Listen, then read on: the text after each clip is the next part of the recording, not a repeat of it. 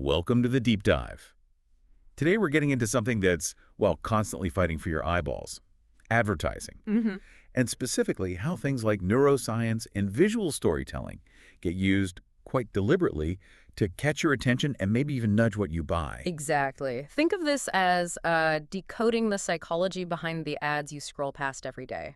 We've looked at articles on how the brain processes visuals incredibly quickly, the real power of telling a story with images, how color plays a role, Right. and we even have a thesis with actual survey data. So the mission today is really to pull out some actionable insights on how these visual bits and pieces affect you. Okay, let's get right to it then. I mean, it feels obvious that ads use visuals, but our sources seem to stress just how fast our brains grab onto them. Yeah, the speed is kind of staggering when you look at the science. Your brain processes visual information in like milliseconds, way faster than text. Wow, milliseconds. So in this world where you're just scrolling, getting bombarded with stuff, strong visuals become this super efficient tool for advertisers to just cut through all that noise and get that first flicker of your attention. It's crucial. Right, so it's clearly not just about making things look nice. It sounds like these emotive visuals are doing a lot more heavy lifting, Yeah. creating an experience almost. Precisely. Visual storytelling isn't just showing you a product and saying, buy this. It uses images that tap into your feelings, Mm-hmm. happiness, maybe nostalgia, even aspiration. Mm-hmm. And that creates this little experience that sticks with you, hopefully, long after you've seen the ad, those ads that feel like mini movies. That's them leveraging our basic human wiring for stories. It's interesting, one source mentioned these visual stories can sometimes work across cultures, bypassing language barriers. That's a really key point because certain emotions, certain core visual ideas can be pretty universal, right? Yeah. So a really well done visual story can often skip over language differences and connect with people all over the world. It hits something more fundamental. Okay, let's dive into some specifics then. How advertisers actually use these brain principles in design. First one, color. We all have favorites, but it sounds like there's way more going on. Well, absolutely. Neuroscience research has shown some really clear links between colors and the sort of default emotional responses they kick off in our brains. Like red, often used to create a feeling of urgency. Like for clearance sales and stuff. Exactly. Get Yeah, it now. It adds this little bit of psychological pressure. makes sense. And blue then, the source mentioned, often brings up feelings of calm, trust. You see it with banks, healthcare. Correct, traditionally. But I wonder, though, with all these disruptive fintechs now, are they sticking with calming blue or maybe using color to signal they're different? That's a really good point. While blue definitely signals stability, some newer players might deliberately go for brighter, maybe more unexpected colors to sort of scream innovation or dynamism. Yeah, breaking the mold. It shows how these aren't rigid rules, but principles you can adapt.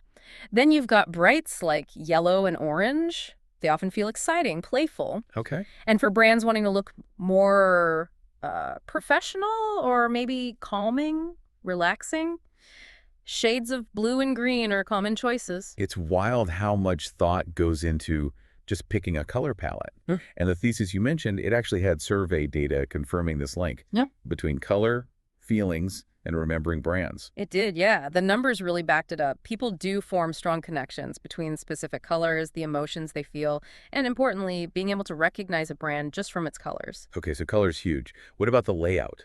How the ad is actually put together? I know if I see something that looks like a total mess, I just keep scrolling. You and pretty much everyone else, our brains naturally prefer things simple. Right. If an ad just throws like 10 different things at you at once, it causes cognitive overload. Your brain just gets overwhelmed trying to sort it out and basically gives up. Tunes it out. Yeah. Neuroscience shows that clear, uncluttered layouts are just way easier for us to process. So less is more, basically. In ad design. Generally, yes.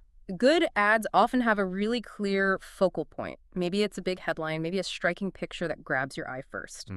Using white space effectively, focusing on just one core message, that massively boosts how memorable it is. If it's easy to look at, you're more likely to actually absorb the information. But something else I always notice, and I think the sources mentioned it too, is faces. When there's a face in an ad, my eyes just go right there. Is that a brain thing? Oh, absolutely. We're social creatures, right? Our brains are hardwired to pay attention to faces, especially faces showing clear emotions. Okay. A smiling face, for instance, can actually trigger positive feelings in you, the viewer, and create a better feeling about the brand itself. It taps into that basic social response system. Yeah, that makes total sense. Okay, and then there's something maybe less obvious, the actual fonts they use. Typography? Right. Font style does more heavy lifting in shaping perception than you might think. Like a classic serif font might feel traditional, reliable, whereas a clean, modern sans serif font can feel more current, maybe techy, but beyond just the style, things like the font size, the contrast, dark text on a light background that really impacts how easy it is to read and how fast your brain processes it. So even the font choice ties back to speed. Exactly. Short, catchy headlines in the right font, they can grab you in those first vital seconds. It feels like it's all about controlling where your eyes go, doesn't it? Yeah. This idea of visual flow came up in the sources. So we've got color, layout, faces, fonts. How do they stitch it all together? Precisely. Like a good story guides you along, good ad design uses visual cues, lines, arrows, even where a person in the ad is looking to deliberately lead your eye through the content in a planned way. Huh? A balanced layout, maybe image on the left, text on the right, that kind of thing, can create a sort of visual rhythm that keeps you engaged and pulls you towards, well, whatever they want you to see most, usually the main point or the call to action. Right. And once you've got someone's attention, guide their eye, you need to keep that connection going, I guess. Yeah. Which brings us to consistency and familiarity. Yeah, our brains really like what's familiar. It feels safe, comfortable. So when brands consistently use the same kinds of visuals, the same color palette, the same overall design style across everything they do, it builds recognition and over time, trust. Like the Coca-Cola red or McDonald's yellow example? Exactly. Those iconic colors mean you instantly know the brand, maybe even before you see the name or logo. It's almost automatic. And the thesis data really hammered this home, that strong link between consistent color and people associating it with the brand. Okay, so got attention, guided the eye, built familiarity. What's the last step? They need to actually tell you what to do, right? The call to action. Spot on. Neuroscience backs this up too.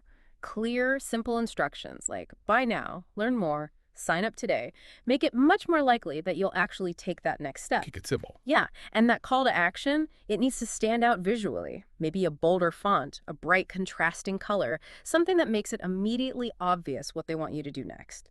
Easy to process, easy to act on. So it's really a whole strategy. It's not just about random pretty pictures. It's using visuals very strategically to tell a story and ultimately get you to do something. Absolutely. A visual storytelling in ads is very deliberate. It's way beyond just showing the features of a product. It's about crafting these little narratives, using images that connect emotionally to build a deeper link with you, the audience. How might they do that? Well, it could be through relatable characters, maybe stunning scenery, or even scenarios that make you think, that capture what the brand stands for, its values, its essence. Sounds like you really, really need to know who you're talking to. What kind of stories or images will actually land with them?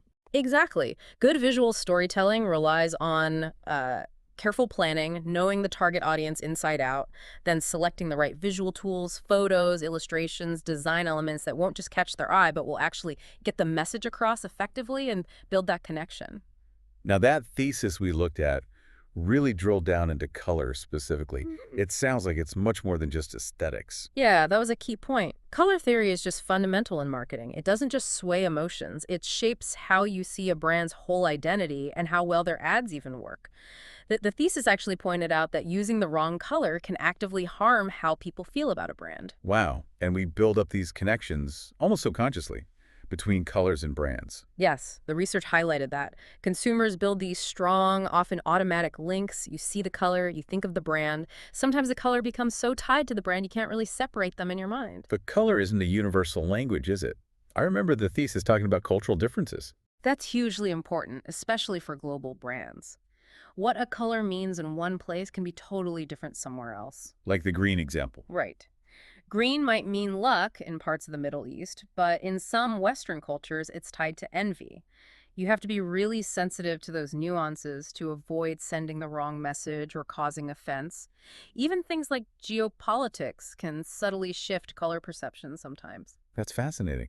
I was also interested in the idea that color can shape what we expect to pay for something. Yeah, the thesis touched on that too. Warmer colors, reds, Oranges, they often get linked, maybe subconsciously, with luxury or higher price points. Okay. While cooler tones, like blues and greens, tend to be associated with value or maybe more budget-friendly options, Yeah. it's a subtle visual hint about the product's positioning. And then you've got trends. Colors come in and out of fashion, just like everything else, plus seasons. Absolutely. Color preferences definitely shift. Yeah. You've got the obvious seasonal ones, red and green for Christmas, for instance. But also broader societal trends, like maybe more greens and blues when eco-friendliness is top of mind. The thesis mentioned the whole Barbie pink thing recently. Ah, yeah, that was everywhere. Exactly. It showed how a color can explode, often driven by social media, which, by the way, the thesis survey found was the most influential ad channel for the 18-34-year-olds they surveyed. Interesting. But yeah, that pink trend also showed how sometimes these huge spikes in popularity don't necessarily translate into long-term sales success across the board. Trends can be cyclical, sometimes a bit fleeting. So, wrapping up the thesis findings, did it offer some sort of bottom line advice for brands using visuals? It did. Some key takeaways were aiming for clarity and simplicity in your visual identity. Make it easy for people to recognize you instantly. Okay. Also, finding that balance between timeless design ideas and tapping into current trends without looking dated next year. Tricky balance. Definitely. And while color is obviously super important, the thesis stressed it doesn't work in isolation. It's part of a package deal with the imagery, the typography, the layout. And ultimately, great visuals are just one piece of the puzzle. You still need good customer engagement, a quality product, innovation, keeping customers happy, the whole marketing mix. Okay, so pulling this all together then, we've seen how neuroscience gives us clues about what grabs attention, what triggers emotions visually. Mm-hmm. Visual storytelling then uses those clues to weave narratives. And color psychology adds this whole other layer, shaping perceptions, building brand links. Precisely. At the end of the day, for anyone creating ads, really getting how your specific audience sees and reacts emotionally to all these visual cues, that's absolutely essential for making something that actually works. It's about crafting this whole visual experience that connects on a deeper level. This has been really fascinating. It definitely makes you look at ads, well, a bit differently. So final thought for you, our listener, to maybe chew on. Think about how these ideas, neuroscience, visual stories, color, might play out beyond just advertising. In your own work, your field, even just daily interactions. What subtle visual signals are shaping how people see things around you? And could be more aware of that actually be useful?